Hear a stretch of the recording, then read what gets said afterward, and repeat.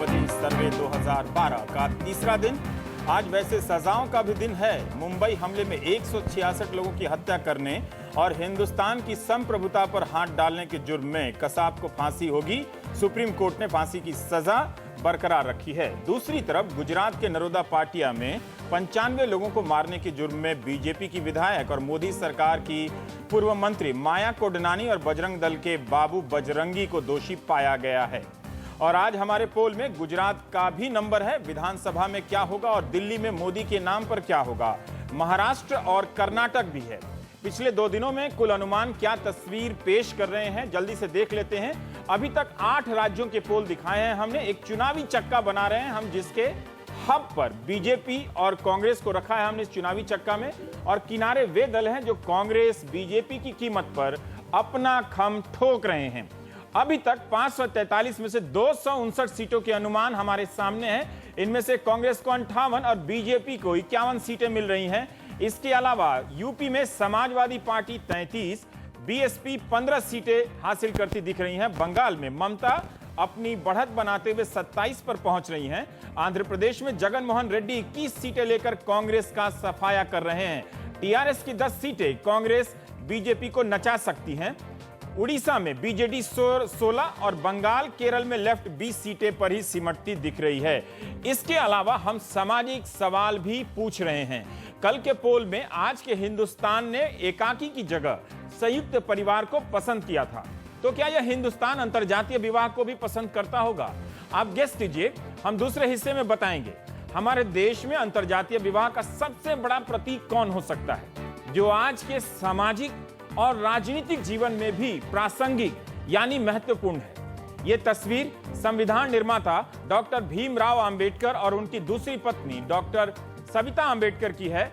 1948 में डॉक्टर अंबेडकर ने जाति से सारस्वत ब्राह्मण डॉक्टर शारदा कबीर से शादी की थी। शादी के बाद शारदा सविता अंबेडकर बन गई।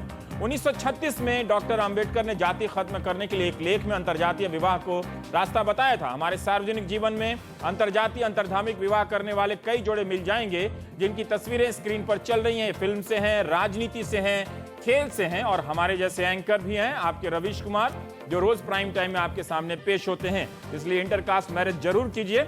लेकिन आम लड़के लड़कियां जब ये फैसला करते हैं तो घर में कैसा कोहराम मचता होगा, इसका अंदाजा भी है। कई लोग तो साहस ही नहीं कर पाते हैं। इंटरकास्ट मैरिज करना एक बड़ा फैसला होता है वैसे। तो शुरुआत करते हैं पहले सियासत से, गुजरात से। दिल्ली के दावेदार नरेंद्र मोदी की गुजरात में आंधी चल रही है या नहीं? कांग्रेस के पौधा है वो आंधी के सामने टिकेगा कि नहीं टिकेगा?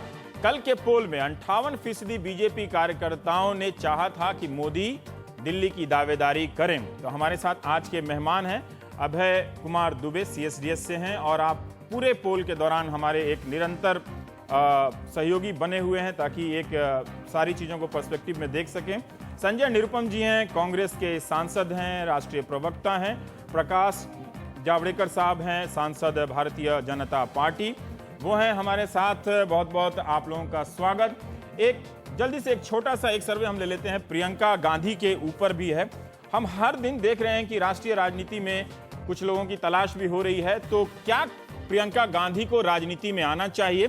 कांग्रेस का वोटर 65% कहता है हाँ, ये राहुल गांधी से ज्यादा कांग्रेस के भीतर प्रियंका को समर्थन है। और जो पूरे देश भर में हमने 29,176 के करीब लोगों से इप्सोस ने फील्ड वर्क किया है और लोगों से पूछा था, तो उनमें से देश भर में कांग्रेस का वोटर लगभग 65% प्रियंका गांधी को हाँ कहता है। और हिंदी पट्टी में अगर आप देखेंगे तो 80% लोग प्रियंका गांधी को पसंद करते हैं। इतना समर्थन राहुल गांधी को कहीं भी नहीं है। कहीं भी राहुल गांधी 60 से ऊपर नहीं जाते, एक आध राज्य को छोड़कर।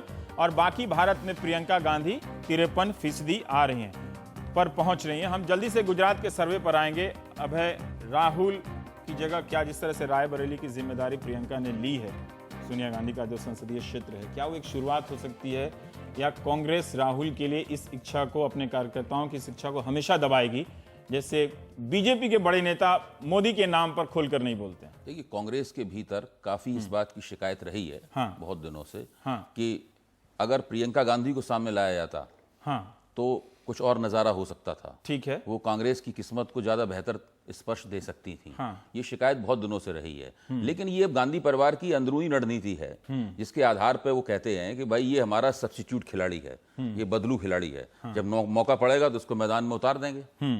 ठीक है। संजय, हम आपसे जानना चाहते हैं, अगर आप प्रियंका गांधी, राहुल गांधी दोनों ही अच्छे विकल्प हैं या दोनों में से कौन अच्छा विकल्प है आपके लिए? क्योंकि आपके कार्यकर्ता काफी मजबूती से प्रियंका की वकालत करते हैं, राहुल से ज्यादा। रवीश, हमारे लिए दोनों महत्वपूर्ण हैं।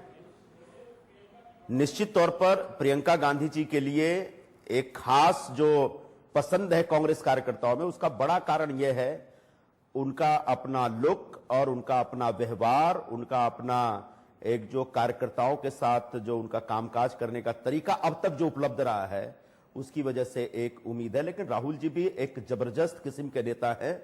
आप उत्तर प्रदेश में अगर बहुत अपेक्षित कामयाबी नहीं मिली, इसके आधार पर कोई निष्कर्ष ना निकालिए। राजनीति में हमेशा एक संभावनाएं बनी रहती है। फिर आने वाले दिनों के चुनाव हैं जिसमें राहुल गांधी हमारा नेतृत्व करेंगे चुनाव प्रचार का, और कामयाबी मिलेगी, इस उम्मीद के साथ हम फिर से काम कर रहे हैं। लेकिन प्रियंका गांधी में लुक पर जोर दिया है, चेहरा पे बहुत ही करिश्माई किस्म का व्यक्तित्व है उनका, इससे इनकार नहीं किया जा सकता। संजय जी, आपने लुक पर जोर दिया है, चेहरे पे। हाँ, बार बार जो एक इस प्रकार का विश्लेषण आता है कि उनके पूरे लुक में इंदिरा जी की एक छवि दिखती है। तो देखो, इंदिरा जी के प्रति लोगों में एक जबरदस्त प्रेम है और जबरदस्त श्रद्धा उनके प्रति। तो और इंदिरा जी का जो कामकाज है उसको आज भी ये देश भूल नहीं सकता।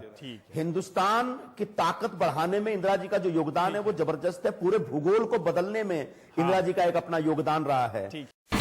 India's #1 news app just got even better. Download NDTV's new app. Fully optimized for retina display. Full screen view. Faster response time. And Sudoku. NDTV's new iPad app. Download now.